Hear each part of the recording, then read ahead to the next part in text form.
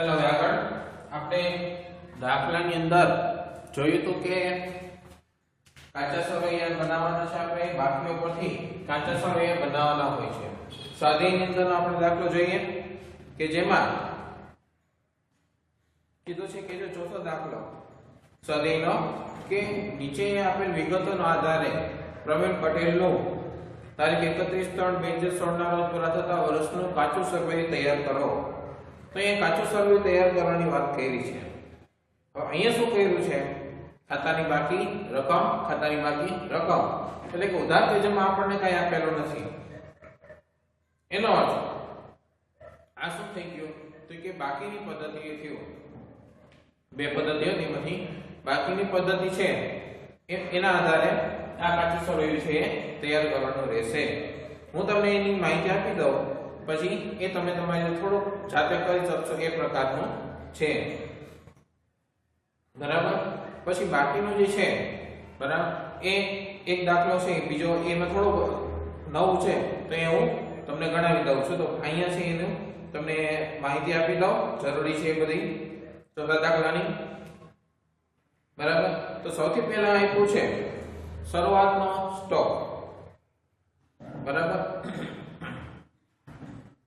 શરૂઆતનો સ્ટોક આપ્યો છે। હવે જો અહીં બાકીઓ જો કેટલી રીતે આપેલી છે કે બધી બાકીઓ ભેગી છે કે જે આવક ખર્ચ ઉપજ કે નુકસાન કે બધી બાકીઓ અહીંયા ભેગી આપવામાં આવેલી છે। એના આધારે આપણે કાચું સરવૈયું છે એ તૈયાર કરવાનું રહેશે। શરૂઆતનો સ્ટોક છે એટલે સ્ટોક છે ધંધાની ચાલુ મિલકત છે। તો શરૂઆતનો સ્ટોક છે એ ઉધાર બાકી થાય એની બરાબર। સામાન્ય માહિતી આપી દો ફોર્મેટની અંદર તમે કરી લેજો।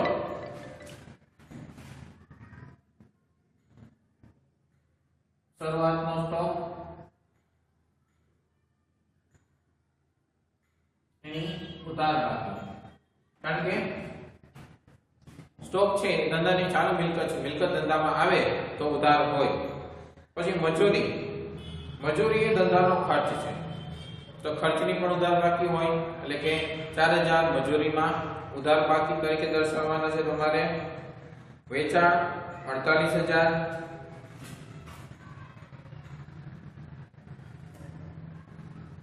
નંબરની કઈ જરૂર નથી। મજૂરી તો એ પણ ઉધાર બાકી। પછી વેચાણ છે વેચાણ એટલે ધંધામાંથી માલ જાય છે તો જમા એટલે જમા બાકી આવે એની। પછી સમારકામ 800 રૂપિયા આપેલું છે।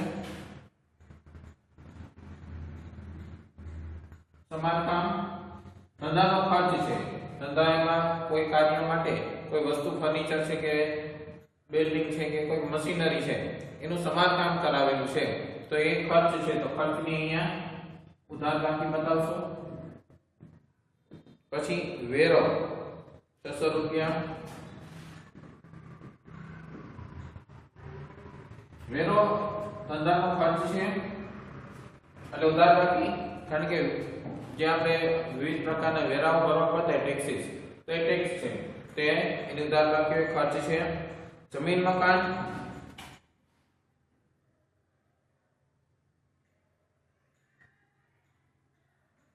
ધંધાની મિલકત છે। મિલકત ધંધામાં આવે તો ઉધાર એટલે જમીન મકાનની ઉધાર બાકી। પછી પ્લાન્ટ મશીનરી છે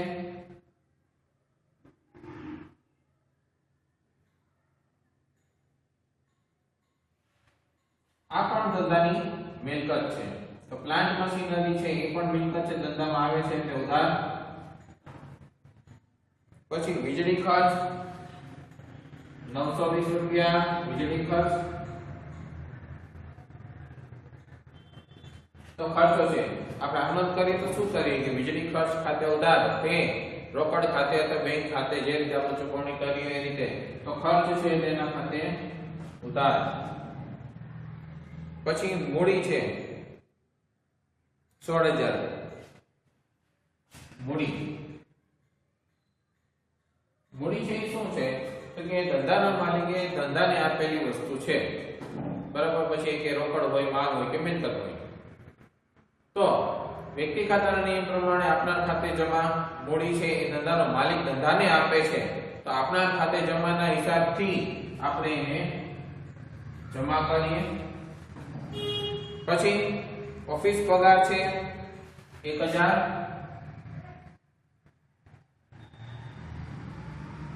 ઓફિસ પગાર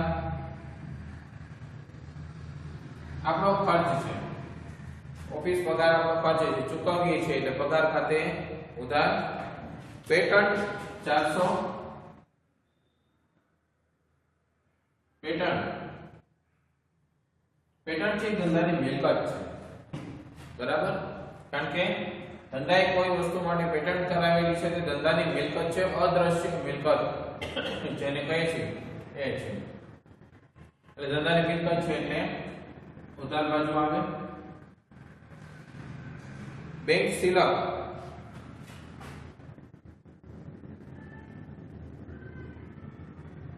બેંક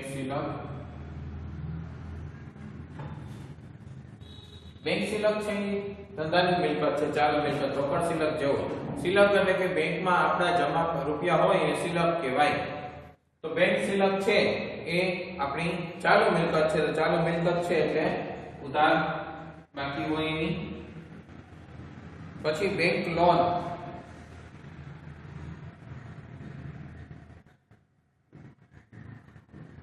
બેંક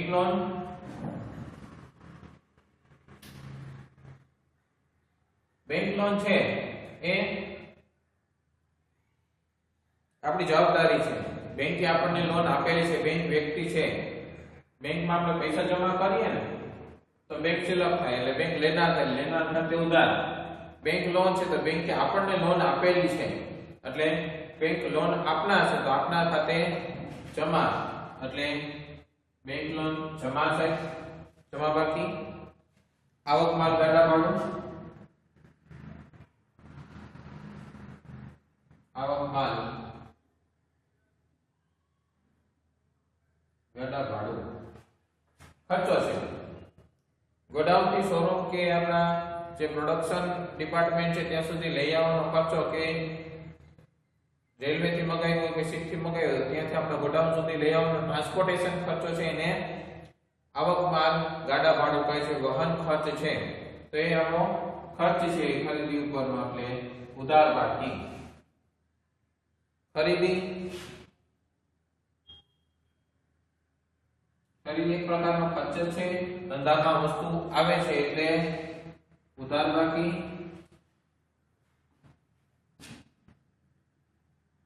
પછી જાવક માલ ગાડા ભાડું,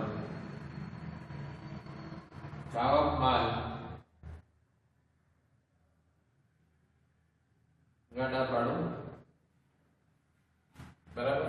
તો જાવક માલ ગાડા ભાડું છે એ આપણો ધંધાનો ખર્ચ છે. કારણ કે હવે અહીંયા એક બાબત ખાસ જોવા જઈએ કે આવક માલ ગાડા ભાડું છે, જાવક માલ ગાડા ભાડું.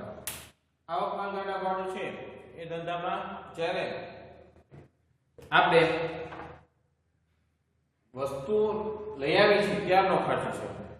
જ્યારે જાવક માલ ગાડા ભાડું શું છે કે વસ્તુ આપણે જે લીધી છે એટલે કે વસ્તુ આપણે જે બનાવીએ છીએ એ તૈયાર થાય છે. તૈયાર થયા પછી આપણે એનું શું કરવાનું કે જે તે ગ્રાહકો સુધી પહોંચાડવાની છે, બરાબર. તો ગ્રાહકો સુધી પહોંચાડવા માટે આપણે શું કરશું તો કે એનું વહન કરશું કોઈ પણ મારફતે, કે કોઈ પણ નાની એવું વાહન છે, ટ્રક છે કે કોઈ પણ મારફતે આપણે એની અહીંયા પહોંચાડશું, બરાબર. તો પહોંચાડશો તો ત્યારે આપણે માલ જાય છે, વેચાણ કરીએ છીએ એટલે જાય છે ત્યારે ગાડા ભાડું લાગે છે તો એને જાવક માલ ગાડા ભાડું કહેવામાં આવે છે, બરાબર. એટલે એ જાવક માલ ગાડા ભાડું.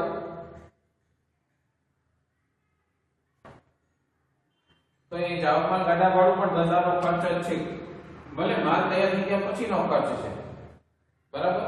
માલ તૈયાર થઈ ગયા પછીનો ખર્ચ છે પણ ખર્ચ છે એટલે આપણે એને ઉધાર બાજુ લખીએ છીએ. જ્યારે આપણે દાખલા ગણીએ ત્યારે એને અલગથી બતાવવાનું થાય. આવક માલગાડા ભાડું વેપાર ખાતામાં આવે, જાવક માલગાડા ભાડું નફા નુકસાન ખાતામાં આવે, પણ મૂળ તો બે ખર્ચ છે એટલે ઉધાર બાજુ આવે. પછી દેવાદારો,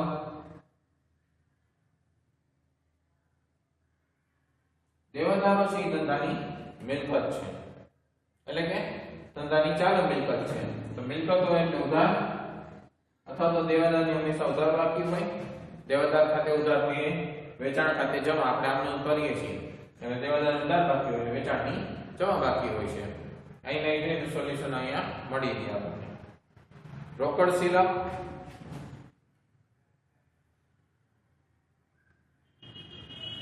બરાબર. હવે અહીંયા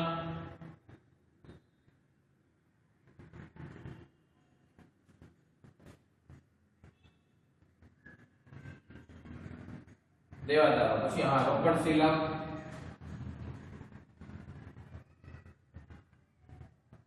સિલક એટલે કે આપણા હાથ ઉપર જે રૂપિયા છે એ. તો રોકડ સિલક ની હંમેશા ઉધાર બાકી હોય. ચાલુ મિલકત છે ધંધામાં તો મિલકત છે એટલે ઉધાર બાજુ, રોકડ સિલક, બરાબર. તો મિલકતની ઉધાર બાકી આવે. પછી છૂટા ઓજારો,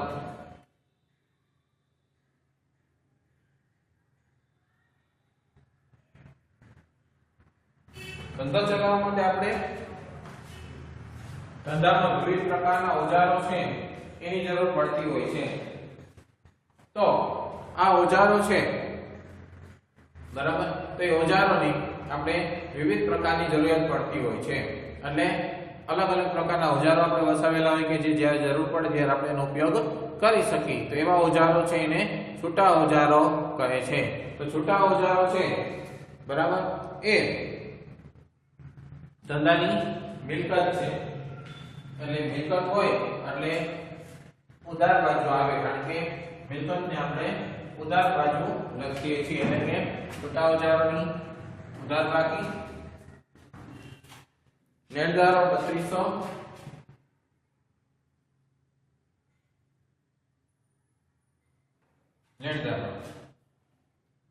લેણદારો છે એ વ્યક્તિ ખાતામાં નિયમ લાગુ પડે એને.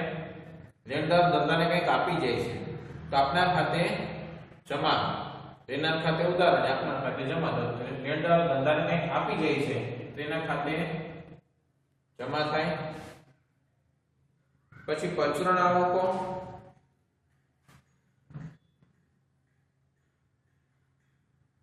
પરચુરણ આવકો, આવક છે. આવકની હંમેશા જમા બાકી હોય. જેમ કે ખર્ચની ઉધાર બાકી હોય છે તો એ તેમ આવકની જમા બાકી. પરચુરણ આવકો, ધંધાની અંદર અલગ અલગ પ્રકારની આવકો છે, એમાં પરચુરણ આવકો તો એ જમા બાકી આવશે. અલગ અલગ પ્રકારની આવક હોય, વેચાણ સિવાયની કોઈ પણ આવક હોય તો એ પરચુરણ આવક કહેવાય. તો એ ધંધાની જમા બાકીમાં આવશે. પછી ઓફિસ ફર્નિચર,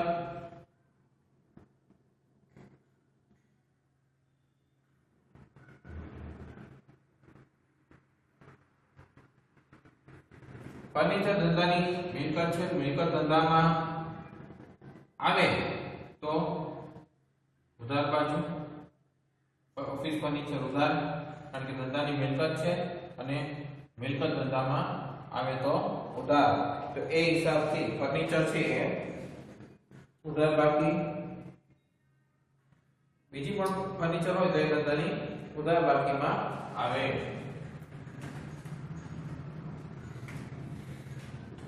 પછી પાઘડી, પાઘડી શું છે? તો ધંધાનું શાખ દર્શાવતી અદ્રશ્ય મિલકત છે, બરાબર. ધંધાની જેના શાખ હોય એને પાઘડી છે એવું કહેવાય. શાખ એટલે કે બજારની અંદર પ્રતિષ્ઠા, તો એને પાઘડી કહેવાય. જે ધંધાની અદ્રશ્ય મિલકત છે. મિલકત હોય એટલે ઉધાર. પાઘડી માટે અલગથી આગલા ધોરણો આપણે આખું ચેપ્ટર આવશે ત્યારે બધા ડિટેલમાં આપણે જોશું. અત્યારે આટલી માત્ર માહિતી સમજી લો. પાઘડી છે અદ્રશ્ય મિલકત છે. મિલકત હોય એટલે ઉધાર બાકી આવે.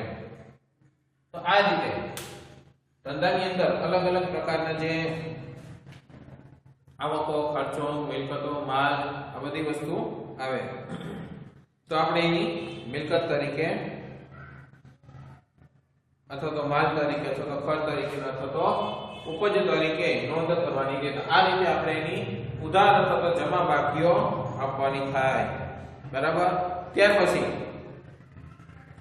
પછીનો દાખલો છે 5મો દાખલો જોઈએ.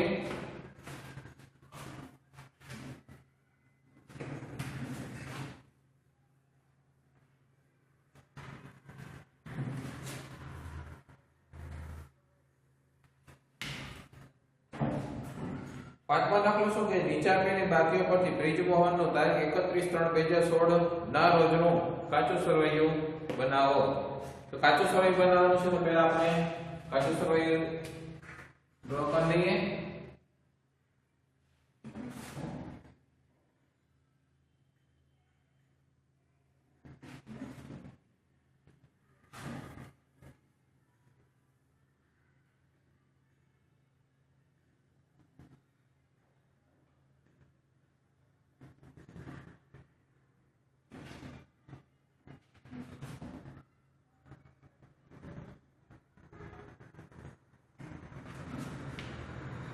ખાતાનું નામ જે આપણે ફોર્મેટ છે ફોર્મેટ તેમનામ જ રાખશું.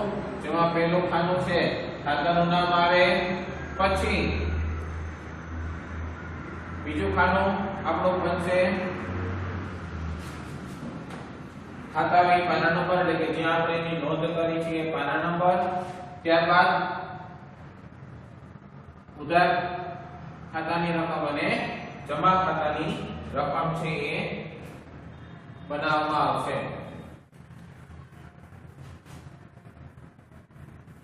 બરાબર. એટલે ટોટલ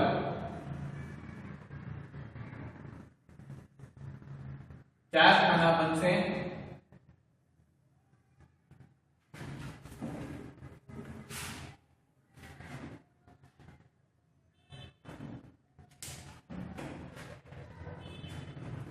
કોનું છે? શ્રી બ્રિજમોહનનું. બ્રિજમોહનનું તારીખ 31/3/16 ના રોજનું કાચું સરવૈયું.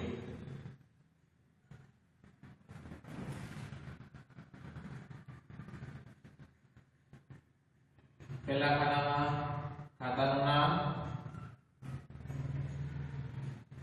ખાતા વહી પાના નંબર, ઉધાર ખાતાની ઉધાર બાકી અને ખાતાની જમા બાકી રૂપિયા. બરાબર. એટલે કે આ રીતે આખું ફોર્મેટ બનાવી અને પછી આપણે એની ગણતરી કરવાની થશે. તો હવે જો ફોર્મેટ છે એ પ્રમાણે તમારે અહીંયા ગણતરી કરવાની થાય છે.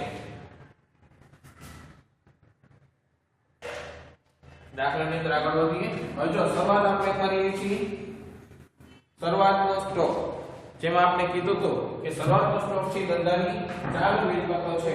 તો ચાલુ મિલકત હોય એટલે એની ઉધાર બાકી હોય. મિલકતો છે તો એની ઉધાર બાકી થાય. બરાબર. તો ચાલુ મિલકતની ઉધાર બાકી, તો શરૂઆતનો સ્ટોક ઉધાર બાકી તરફ આવશે આપણો. હવે જો અહીંયા લખી નાખી શરૂઆતનો સ્ટોક ચાલુ મિલકત છે ધંધાની એટલે ઉધાર બાકી હોય. શરૂઆતનો સ્ટોક 7,800. પછી ગીરો મુક્ત મિલકતો, ગીરો મુક્ત મિલકતો. જો ગીરો મુક્ત મિલકતો એટલે શું હોય? તો કે જેના પર કોઈ બોજ ઉભો કરવામાં આવ્યો નથી એવી મિલકતો. તો એને આપણે મિલકતો છે એટલે ઉધાર બાકી,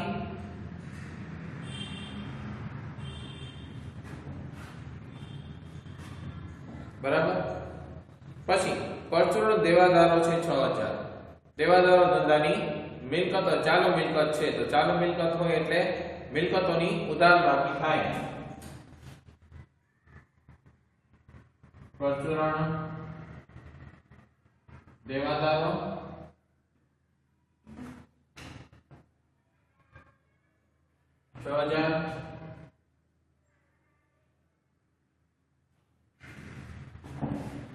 પછી કારખાના ખર્ચ 800. કારખાના ખર્ચ છે 800 રૂપિયા. ધંધાનો ખર્ચ છે કારખાના ખર્ચ એટલે કે કારખાનું જે છે પ્રોડક્શન આપણું જ્યાં થાય છે ત્યાં કઈક કારણસર કોઈ ખર્ચ કરવામાં આવ્યો છે તો એ ધંધાનો ખર્ચ છે એટલે ખર્ચની ઉધાર બાકી 800. પછી કાચા માલની ખરીદી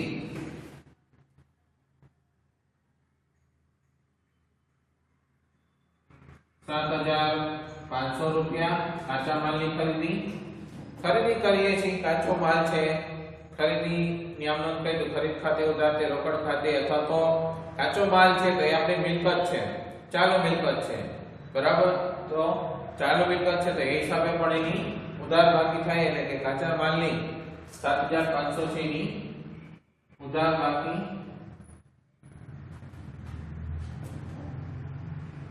પછી કારખાના ભાડું 700.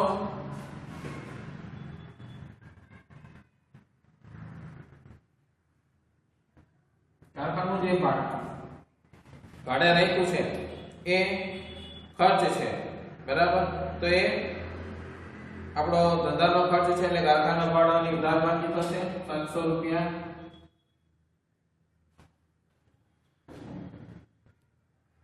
વટાવ આપ્યો 400 રૂપિયા. વટાવ આપીએ છીએ બે રીતનું હોય, વટાવ મળે પણ ખરો, વટાવ આપવાનો પણ થાય. જ્યારે આપણે ખરીદી કરીએ ને ત્યારે આપણને વટાવ મળે છે અને વેચાણ કરીને વટાવ આપીએ છીએ. તો વટાવ આપીએ છીએ આપણો ધંધાનો ખર્ચ છે. બરાબર. એટલે કે ધંધાનો ખર્ચ છે એટલે આપણે આનો શું કરી વટાવ ખાતે ઉધાર કે જે તે વેચાણ ખાતે રોકડ ખાતે દેવાદાર ખાતે જેના પણ હોય એના ખાતે તો વટાવ છે આપણો ખર્ચ છે એટલે ઉધાર બાકી. અહીં ચોખવટ કરવાની કે વટાવ આપ્યો બે પ્રકારના હોય એટલા માટે વટાવ આપ્યો 400 રૂપિયા.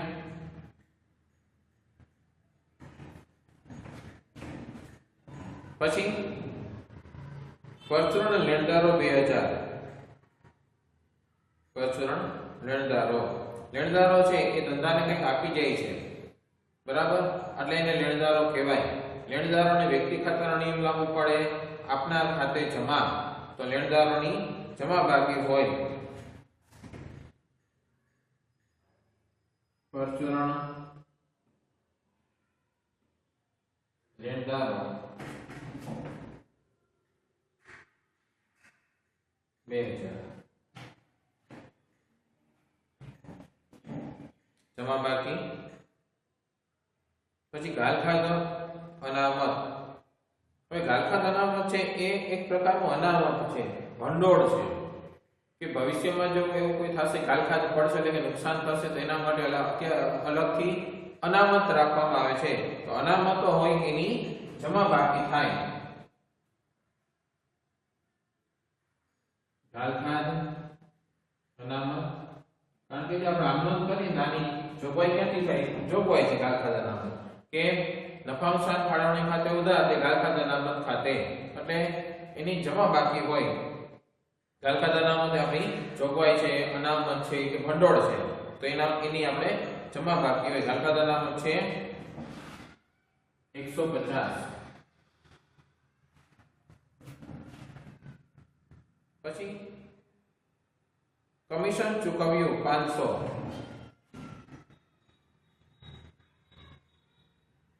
કમિશન ચૂકવ્યું. બરાબર.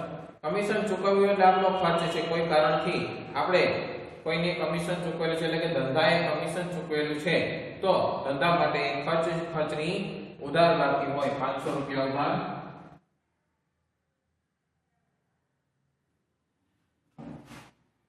પછી ઓફિસ ખર્ચા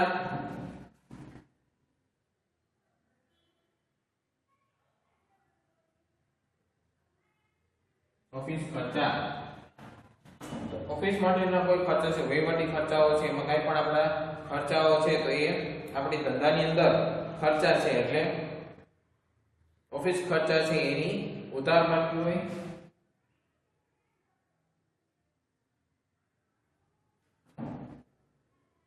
પછી મુસાફરી ખર્ચ ધંધામાંથી કોઈ વ્યક્તિને આપણે અથવા ધંધામાંથી કોઈ વ્યક્તિ ધંધાના કામ માટે બહાર ગામ ગયા હોય કે માર્કેટિંગમાં ગયા હોય કે સેલ્સમેન હોય તો કોઈ પણને ધંધાના કામથી જો મુસાફરી કરવી પડી હોય અને એની ચૂકવણી કરી હોય તે મુસાફરી ખર્ચ કહેવાય કે જે ધંધાનો ખર્ચ છે. બરાબર, એટલે કે ધંધાના જે વ્યાપાર છે કે વેચાણ છે, વેચાણ વૃદ્ધિ થાય એના માટેનો ખર્ચ છે એ મુસાફરી ખર્ચ છે. તો મુસાફરી ખર્ચ છે એ ધંધાનો ખર્ચ ગણાશે એટલે ખર્ચની ઉધાર બાકી મુસાફરી ખર્ચ 100 રૂપિયા ખર્ચ છે એટલે ઉધાર બાકી. પછી બેંક શિલક 420 બેંકની અંદર આપણા રૂપિયા જમા છે એ તો બેંકમાં આપણે રૂપિયા જમા કરાય એટલે બેંક લેનાર થાય તો લેનાર ખાતે ઉધાર બેંકની વ્યક્તિ ખાતાનો નિયમ લાગુ પડે લેનાર ખાતે ઉધાર એટલે બેંક શિલકની ઉધાર બાકી હોય. બેંક શિલક 420 બરાબર. ત્યાર પછી લીધેલ લોન છે એટલે કે ધંધાને વધુ નાણાંની જરૂરિયાત હોવાથી ધંધાએ ક્યાંયથી લોન લીધી હોય તો એ લીધેલી લોન છે એ જવાબદારી છે. તો જવાબદારી છે એટલે કે લોન લીધી છે તો એનો અર્થ એવો થયો કે જ્યાંથી પણ લીધી છે એ આપનાર છે. તો આપનારની જે બાકી છે એ કઈ હોય તો આપનારની બાકી છે એ જમા હોય આપનાર ખાતે જમા. તો લીધેલી લોન છે એ જમા બાજુ આવે. આ બાજુ થોડુંક લઈ લઈએ છીએ અમે.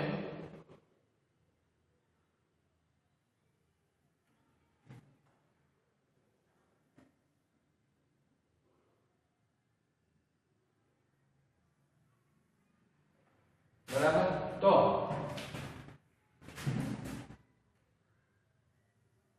લીધેલી લોન ધંધા માટે ખર્ચો છે અથવા તો ધંધા માટે જવાબદારી છે. તો લીધેલી લોન છે એને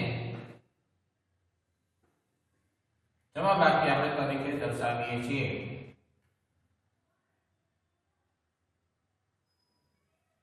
બરાબર. તો એ જમા બાકી બાજુ આવશે. તો લીધેલી લોન એની આપણે જવાબ બાકી લખવાની રહેશે. ખાસ યાદ રાખવાનું એ જવાબદારી છે જવાબદારીની હંમેશા જમા બાકી હોય.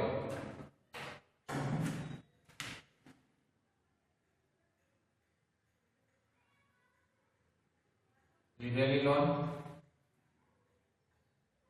3000 જવાબદારીની જમા બાકી. કારણ કે જો પછી પૈસા આવે ધંધામાં તો પછી ઉધાર થાય રોકડ ખાતે ઉધાર તે આપનાર ખાતે. તો એ હિસાબથી જ્યારે આમનોંધ કરી ત્યારે ઉધાર પણ થાય છે રોકડ ખાતે. પણ અહીં આપણે જે તે ખાતાની બાકી લખીએ છીએ એટલે જે તે ખાતાની બાકી જે હોય એ લખવાની થાય. પછી ચોખ્ખું વેચાણ 33000. હવે ચોખ્ખું વેચાણ આ શબ્દ શું છે તો કે વેચાણ તો ત્યાં સુધી આપણે સમજાતા પણ ચોખ્ખું વેચાણ કે જેમાંથી વેચાણ પરત છે એમાંથી બાદ કરેલું હોય અને વેચાણ પરત બાદ કરેલું હોય કે કોઈ વેચાણ નોંધવાનું બાકી હોય તો નોંધી લીધું હોય કે કાંઈ પણ હોય તો એની બધી પ્રક્રિયાઓ થઈ ગઈ છે એટલે કે હવે વેચાણ સંબંધી કોઈ બાબત રહેતી નથી, એને ચોખ્ખું વેચાણ કહેવાય. તો ચોખ્ખું વેચાણ છે એ માલ જાય છે એટલે જમા બાકી આવે, જાય એટલે જમા, ધંધામાંથી માલ જાય છે એટલે જમા બાકી એની આવે. તો ચોખ્ખું વેચાણ છે એની જમા બાકી,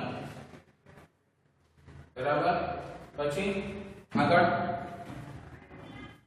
પ્લાન્ટ અને યંત્રો, પ્લાન્ટ યંત્રો 4500 મિલકત છે એટલે ઉધાર બાકી.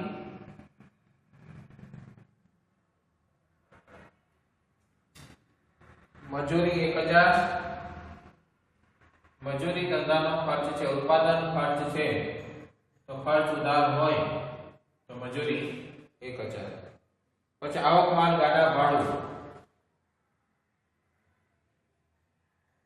આવક માલ ગાડા ભાડું 90 રૂપિયા, ધંધાનો ખર્ચ છે એટલે ઉધાર બાકી આવે. પછી રોયલ્ટી 100 રૂપિયા,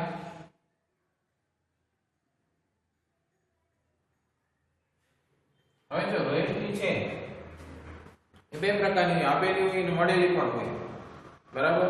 તો રોયલ્ટી આપણે ઘણી વખત કોઈ કામ કરીએ ખોદકામ ને બધું કરતા તેના પર આપણે ચૂકવતા હોય છે, એને રોયલ્ટી કહેવાય.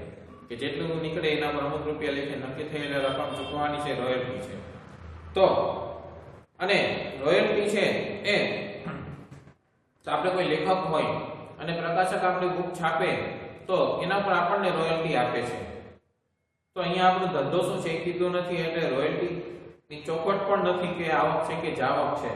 તો અત્યારે આપણે એને આવક સમજીને લખવાની રહેશે, કારણ કે ચોખવટ નથી તો આપણે એને આવક સમજી અને જમા બાકી લખી નાખીએ છીએ. ચોખવટ હોય તો ખ્યાલ આવે કે ઉધાર બાકી લખવી કે જમા બાકી, ખર્ચ હોય તો ઉધાર બાકી થાય અને આવક છે તો જમા બાકી લખવાની રહે. જાવક માલ ગાડા ભાડું,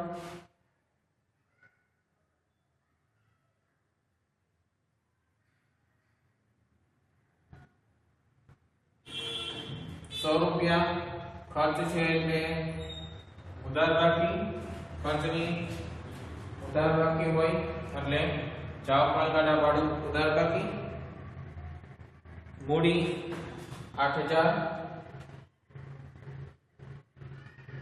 મૂડી ધંધાના માલિકનું ખાતું છે, મૂડી ધંધાનો માલિક ધંધામાં કઈ વસ્તુ આપે રોકડ માલ કે મિલકત તો એ મૂડી ખાતે થાય લખવાની.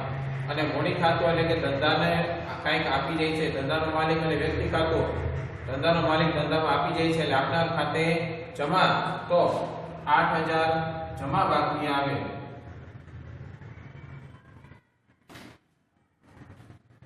પછી વટાવ મળ્યો 360, વટાવ મળે છે આપણને, મળ્યો એટલે કે આવક છે, તો આવક છે તો એ જમા બાજુ આવે, કારણ કે વટાવ આપેલો પણ હોઈ શકે અને વટાવ મળેલો પણ હોઈ શકે.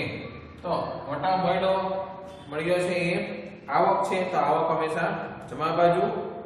વીમો 200 રૂપિયા, વીમો આપણો ખર્ચ છે, બરાબર. કારણ કે ધંધામાં માલનો કે મિલકતનો કોઈ પણ રીતનો આપણે વીમો લીધો છે ને એનો પ્રીમિયમ ભરવાનું થયું હોય એ વીમો છે, એટલે વીમો અહીંયા ખર્ચ છે તો વીમો 200 રૂપિયા. પછી કમિશન મળ્યું 1500, કમિશન અહીંયા મળે છે,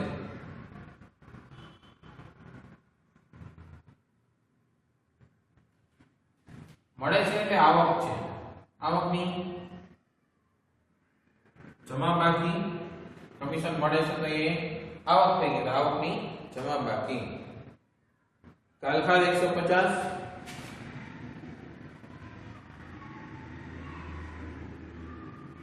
કાલખાદ આપણો ખર્ચ છે. કાલખાદ શું હોય તો કે જેટલા ઘણી વખત દેવાદારો પાસેથી આપણે રૂપિયા લેવાના નીકળતા હોય અને એ રૂપિયા ન મળે એટલે સમજી લેવાનું કે કાલખાદ છે, એટલે કે નુકસાન કોઈ વેપારી પર ગ્રાહક પાસેથી આપણે રૂપિયા માંગીએ છીએ અને એ હવે પૈસા નહીં આપે એવું નક્કી થઈ ગયું, તો એ જેટલા રૂપિયા નથી મળવાના એને કહેવાય ગાલખાત, કે જે ધંધાનું નુકસાન છે. ગાલખાત છે ધંધાનું નુકસાન છે, તો એને આપણે ઉધાર બાકી બતાવવાની રહેશે. ગાલખાત 150.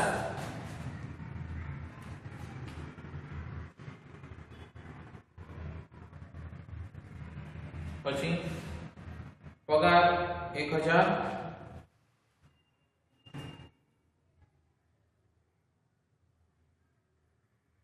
પગાર આપણો ખર્ચ છે ધંધાનો, કે જે ચૂકવેલો છે, ચૂકવેલો હોય એટલે એની ઉધાર બાકી થાય. પગાર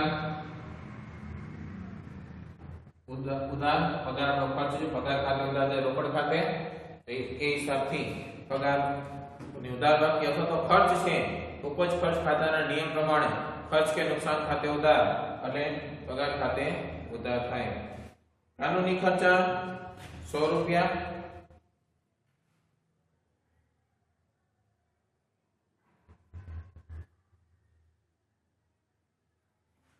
કોઈ કાનૂની બાબતોના ખર્ચા આપણે જે ચૂકવ્યા છે એ છે, તો ખર્ચ છે એટલે ઉધાર બાકી 100 રૂપિયા. અહીં ખર્ચાની ઉધાર બાકી છે. રોકડ શિલ્લક 400.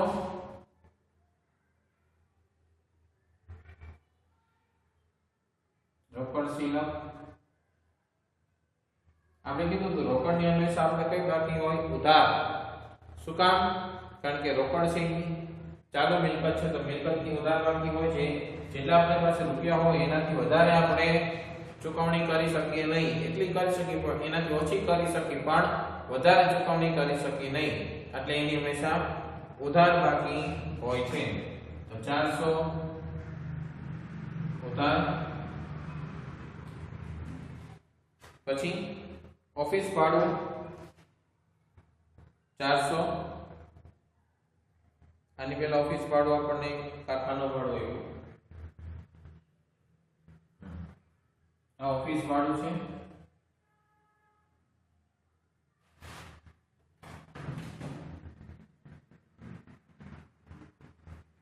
ઓફિસ ભાડું 400. ઓફિસ ભાડું છે એ આપણો ખર્ચ છે, કારણ કે કારખાનો ભાડું હોય કે જે ઉત્પાદન વિભાગનું ભાડું હોઈ શકે છે, આ વહીવટી વિભાગનું ભાડું છે, પણ ધંધા માટે બે ભાડા છે એ ખર્ચ છે. બરાબર? કારણ કે બે એને ચૂકવણી કરેલી હશે, તો ચૂકવણી કરેલી હોય તો એ ખર્ચ કહેવાય, એટલે એ આપણો ઉધાર બાજુ આવે. ખર્ચ છે એટલે ઓફિસ ભાડું. બરાબર? તો આ રીતે આપણે કોઈ પણ બાકીઓ છે એની ઉધાર અથવા તો જમા બાકીઓ ગણતરી કરવાની હોય છે. એટલે આ પ્રકારની કોઈ પણ બાકીઓ છે તો એને આપણે બતાવી શકીએ છીએ. ખાસ ધ્યાન રાખવાનું હોય કે જે બાકી છે એને આપણે નિયમ પ્રમાણે વ્યક્તિ ખાતું, માલ મિલકત ખાતું, ઉપજ ખર્ચ ખાતાનું નિયમ અને એનું વર્ગીકરણ, ખાતાઓનું વર્ગીકરણ આપણે જોઈતું, તો વર્ગીકરણ બરાબર આવડવું જોઈએ, તો તમે એનો નિયમ લગાવી શકો. અને નિયમ લગાવ્યા પછી આપણે એની આવનોંધ સરળતાથી કરી શકીએ. આવનોંધ સરળતા થાય એટલે બાકીઓ સરળતાથી થાય, કારણ કે બાકીઓ આપણને ખબર હોવી જરૂરી છે. આના પછી આગળ જતા દાખલાઓ બનશે, આખા દાખલાઓ છે બનાવવાના થશે, એટલે એ બાબતનું ધ્યાન રાખવાનું છે કે આની બાકીઓમાં કઈ ફેરફાર ન આવવો જોઈએ. હવે જો બાકીઓ છે ને એમાં ખાસ તમારે યાદ રાખવાનું કે કયા પ્રકારનું ખાતું છે. આ બાબત આ ચેપ્ટરની અંદર ખાસ યાદ રાખવાની છે કે કયા પ્રકારનું ખાતું છે. બરાબર? વ્યક્તિ ખાતું છે, માલ છે કે મિલકત છે, ઉપજ છે કે ખર્ચ છે. હવે જો એટલું તમને ક્લિયર થઈ જાય ને ખાતાઓનું વર્ગીકરણ, તો તમે આને સરળતાથી કરી શકો. કારણ કે એટલું ક્લિયર થઈ ગયું એટલે તમને પછી નિયમ યાદ રાખવાનો છે કે વ્યક્તિ ખાતું હોય તો કોણ ઉધાર થાય, કોણ જમા. માલ મિલકત ખાતામાં કોને